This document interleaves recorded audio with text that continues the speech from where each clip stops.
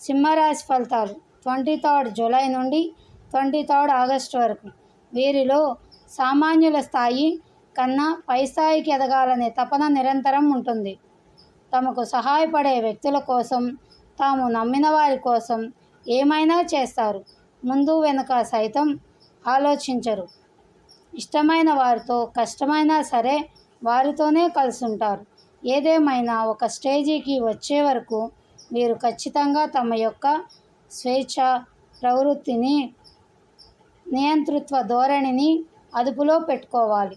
నిరంతరం ఏదో ఒక పని చేస్తూ యాక్టివ్గా ఉండాలి. ఎవరిని గుడ్డిగా నమ్మకూడదు. ప్రేమ వ్యవహారాల్లో తలదూర్చకూడదు. అప్పుడే వీరి లైఫ్ బాగుంటుంది.